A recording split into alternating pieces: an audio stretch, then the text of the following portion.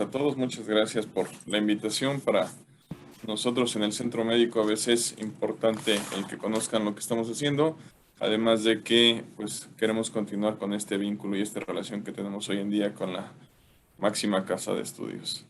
El día de hoy vamos a ver dos objetivos principales. Uno de ellos es el modelo de telemedicina para la atención de pacientes con COVID-19. Esto es un tema de sistema a distancia. Y el otro es el modelo de atención presencial a pacientes en clínicas comunitarias Brimex. Vamos a empezar un poquito con telemedicina. Y pues hablar de telemedicina es hablar de esta tecnología y hoy es el centro, como el esquema trata de especificarnos, es el centro de atención en todo lo que es el proceso como tal de la misma. Y viendo un poquito de antecedentes, un poquito de historia, podemos ver que previo al COVID-19 se hablaba de un incremento en el uso del tema de telemedicina, principalmente en consultas de seguimiento. Esto es en Estados Unidos, en lo que son consultas de evaluación inicial, salud mental y urgencias o emergencias. Y aquí quiero hacer una acotación que en general el 49% de los pacientes con seguros grupales en Estados Unidos utilizaban este contexto de telemedicina. Esto estamos hablando antes de la pandemia.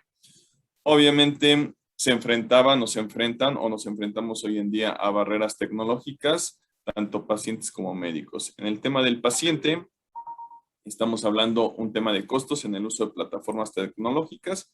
Hay muchas plataformas que dependen de la industria farmacéutica o que dependen de los instrumentos de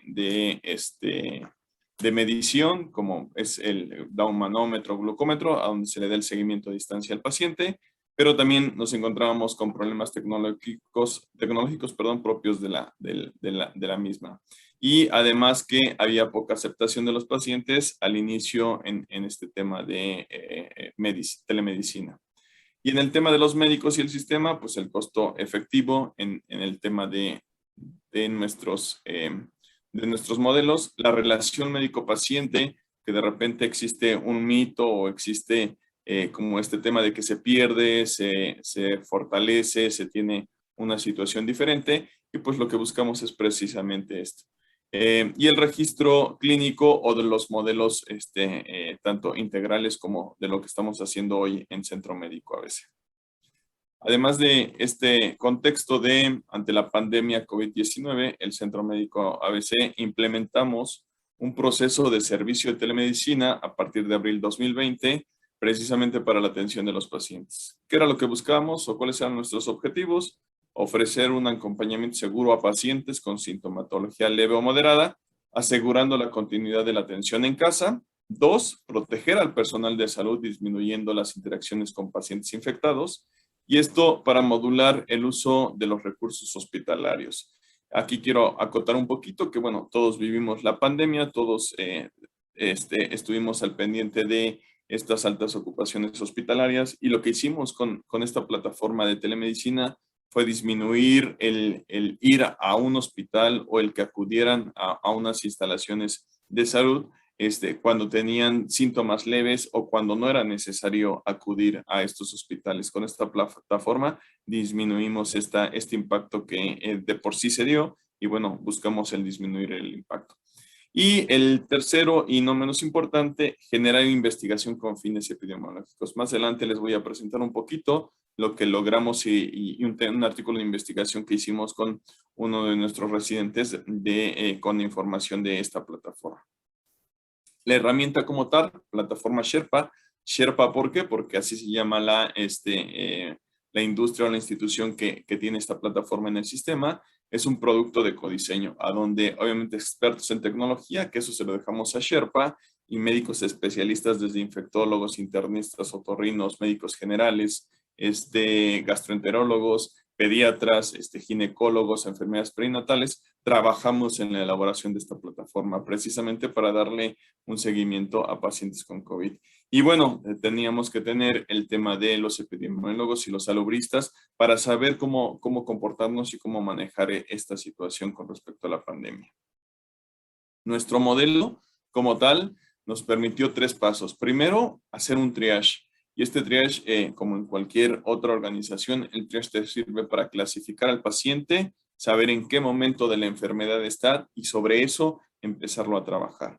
Entonces, ¿qué era lo que hacíamos con este triage? Obviamente mantener los casos leves en casa, como lo comenté hace rato, disminuyendo la afluencia de pacientes de manera innecesaria a los centros hospitalarios, referir al triage respiratorio, en este caso observatorio ABC, al igual que a los hospitales de la red, y referir a pacientes con progresión a segundo o tercer nivel en caso de ser necesario.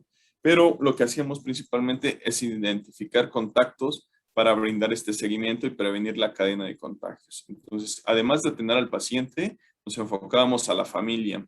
Un concepto que tiene Centro Médico ABC desde hace 4 años es el tema de la atención centrada en el paciente y en la familia.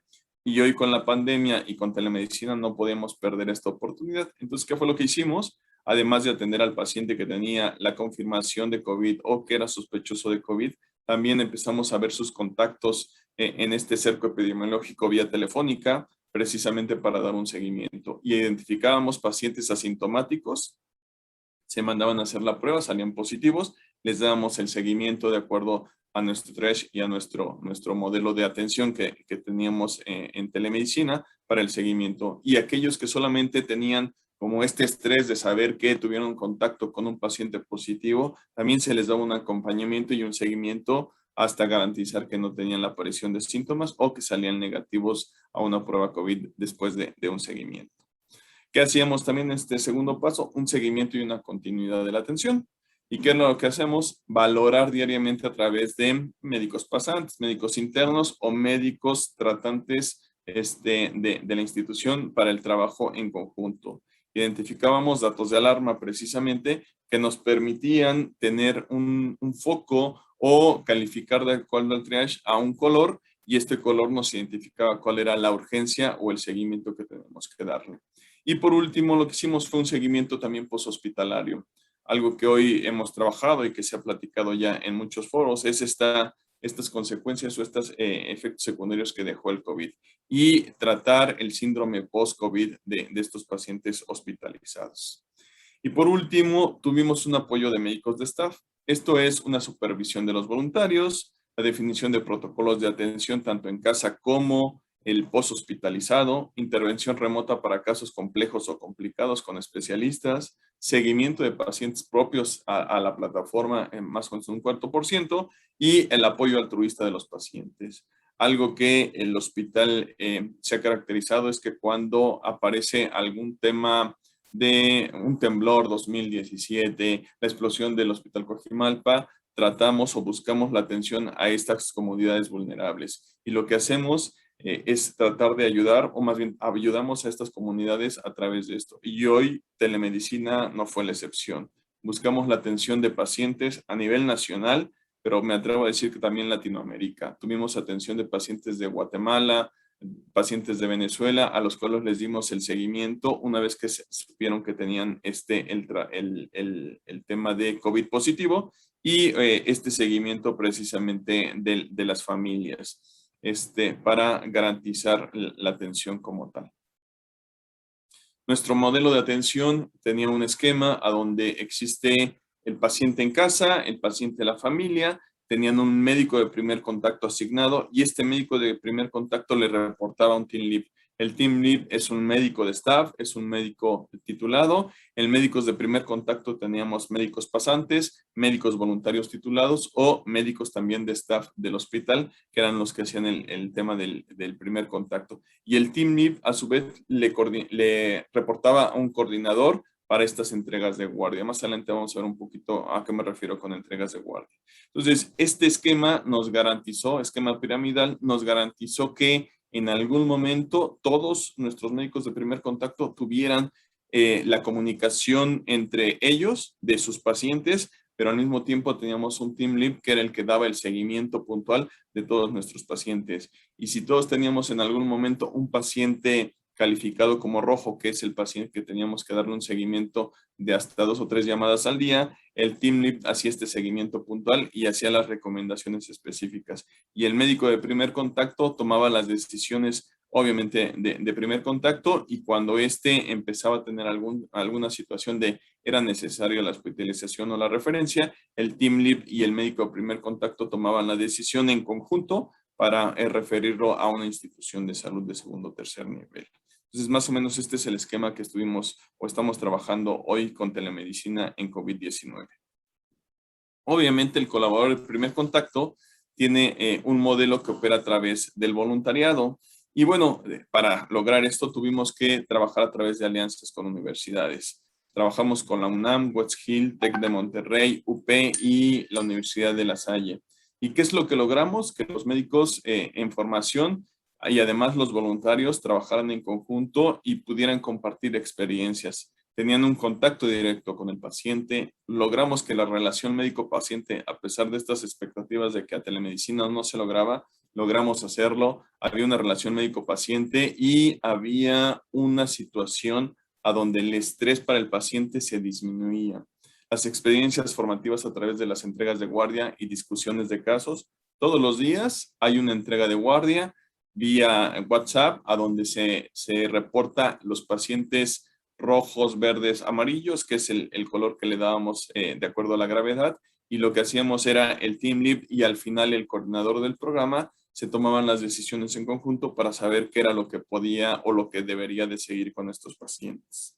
Además, agregamos un valor académico a donde tenemos sesiones semanales con expertos en la materia, tanto en relación del tema del síndrome COVID como el síndrome post-COVID, que hoy en día hemos tenido mucho paciente que ha presentado toda esta sintomatología. Y algo muy importante, una de nuestras doctoras nos apoyó en la prevención del síndrome de burnout. Obviamente, el hacer llamadas telefónicas todos los días, el estar pendientes de estos pacientes, pues si no las 24 horas, pero sí un largo proceso del día en toda su sintomatología, pues nos orillaba o teníamos el riesgo de que nuestros médicos de primer contacto o el team lead terminaran con un síndrome de burnout. Entonces, en estas sesiones académicas semanales se tocaba este tema y había como un contexto de apoyo para el manejo del síndrome de burnout, y si hubiera síndrome de burnout se canalizaban con un tema o un grupo que tenemos de salud mental del hospital que se utiliza para colaboradores y que es parte del proceso de lo que estamos haciendo. Entonces, era como todo un círculo a donde si había un rasgo o una identificación muy precisa de síndrome de burnout o de desestrés, de estrés o de un tema de algo de duelo, obviamente lo canalizamos y había este apoyo y este seguimiento. Además de que a través de nuestro jefe de enseñanza están invitados nuestros médicos pasantes a seminarios de protocolos de investigación. Iniciamos 2020 en abril.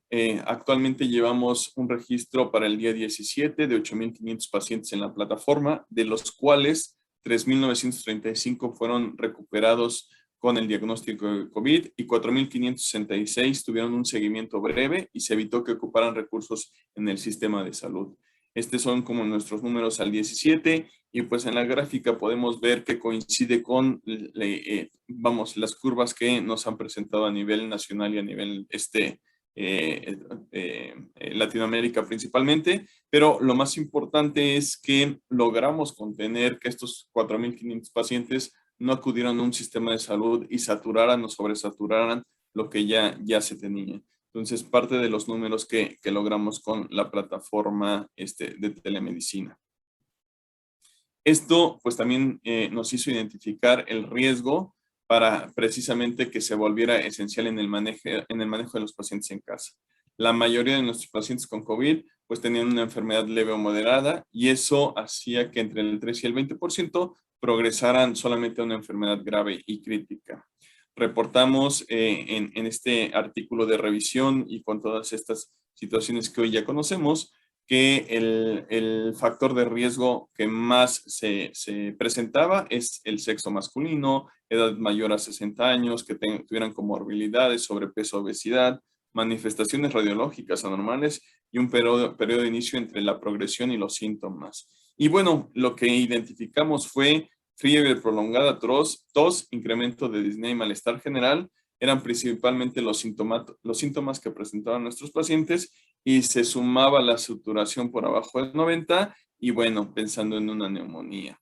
Y lo que encontramos en este proceso es precisamente estos resultados que les estoy presentando. En nuestra población, en un grupo inicialmente de 1,642 pacientes, encontramos que había en el tema demográfico y comorbilidades una prevalencia en el adulto mayor, pacientes que tuvieran obesidad y diabetes, y en ellos encontramos esta progresión del 7.3%, a donde los síntomas principales, una vez que se presentaban, empezaban a progresar a una gravedad. Entonces, para nosotros fue gratificante el encontrar esto, porque nos permitió que para nuestros pacientes en el futuro preguntáramos de manera intencionada y buscáramos de manera intencionada en estos pacientes con estos factores de riesgo, obviamente la atención del tema de COVID.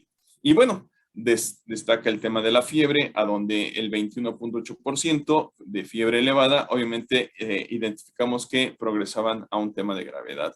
En segundo lugar, tenían el tema de la tos, la fatiga, el malestar, las mialgias, y en los pacientes que contaban con un oxímetro en casa, la saturación por debajo del 93% también fue un factor de riesgo. Entonces, este artículo y este análisis estadístico que hicimos con una de nuestras doctoras, la doctora Carla Murillo Villanueva, precisamente nos sirvió para poder modificar nuestro modelo de atención y dar una atención más pronta y expedita para el seguimiento de nuestros pacientes.